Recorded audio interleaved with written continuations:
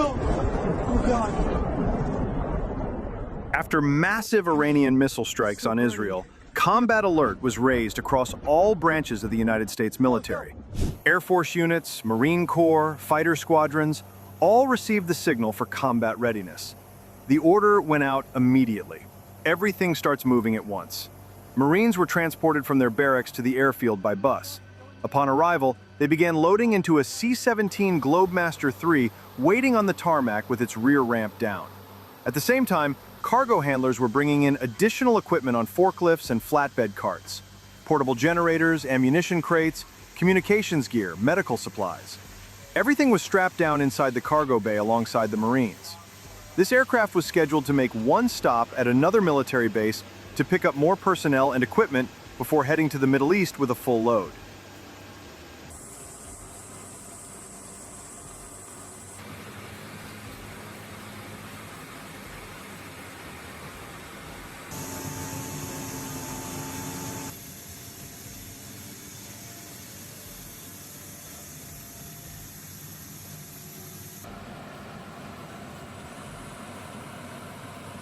At a nearby base, several more C-17s were already being loaded. Cargo handlers drove armored vehicles up the ramps, tactical buggies, armored trucks, MRAPs, and other combat vehicles. At a separate airfield, mechanics were preparing fighter jets that would be used over the coming days for sustained strikes on enemy military targets.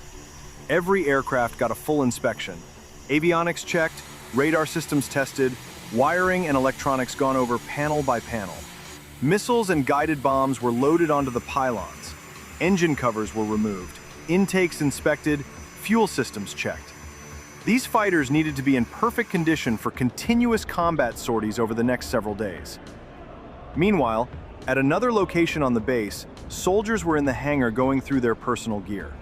They packed their duffel bags and rucksacks with everything they would need for an indefinite deployment. Uniforms, boots, hygiene kits, personal items, all packed and ready. These soldiers were not going on a short rotation. They were being sent to a military base in the Middle East for an unknown period of time. Nobody had a return date. At dusk, the order came to prepare for boarding. The soldiers formed up in columns outside the hangar and began marching toward their assigned aircraft. They walked up the ramps and took their seats inside the C-17s.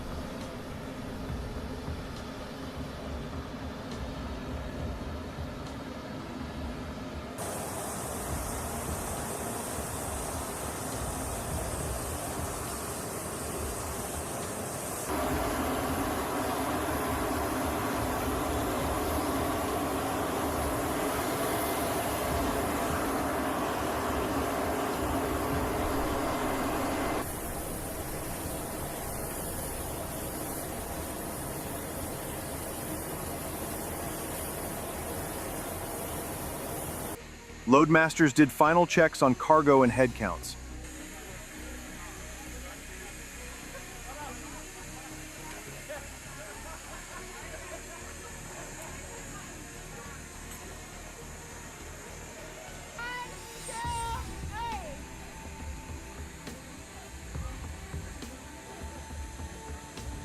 The ramps closed. One by one, the aircraft taxied to the runway and took off, disappearing into the darkening sky.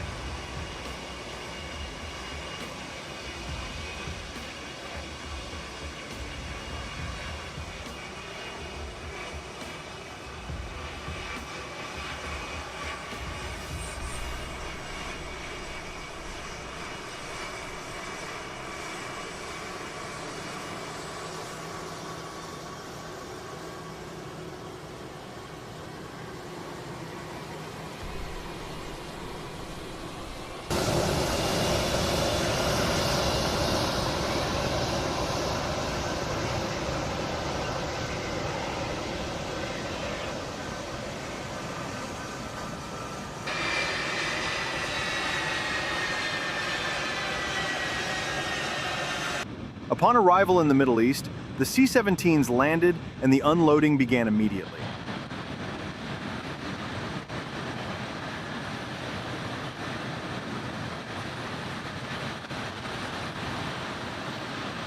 Ramps dropped, soldiers filed out, vehicles were unchained and driven off, cargo pallets were pulled out by forklifts. Everything moved at an accelerated pace. These same aircraft would be turning around and flying back to make several more trips, picking up additional soldiers from other bases across the United States and delivering them here.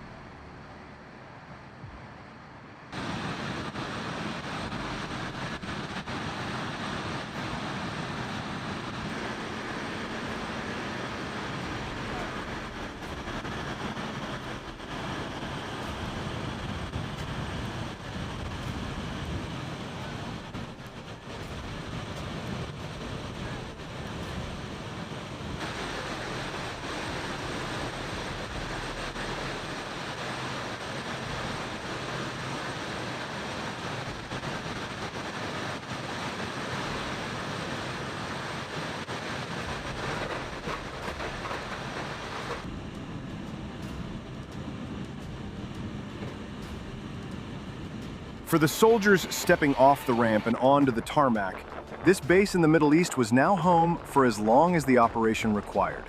No set timeline, no return date on the calendar.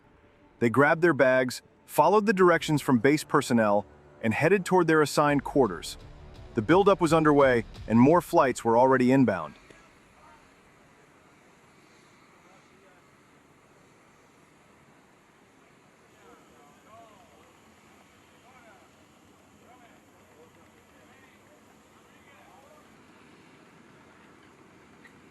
On the airfield, the maintenance crews work around the clock, preparing fighters for combat sorties. The aircraft are parked in rows on the apron, some under open sky, some pulled into hardened shelters. Fuel trucks pull up alongside each aircraft.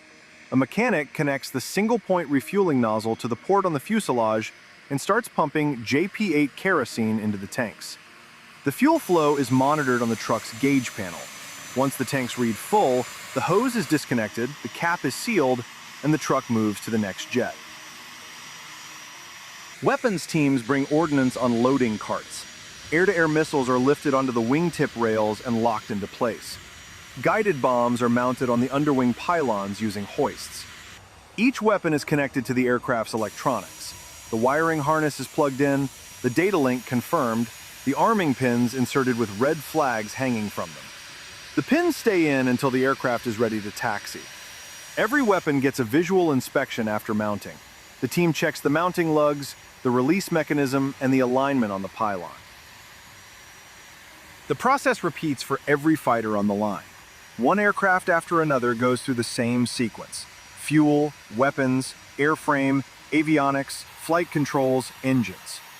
By the time the pilots arrive for their briefing, every jet on that ramp is fueled, armed, inspected, and cleared to fly.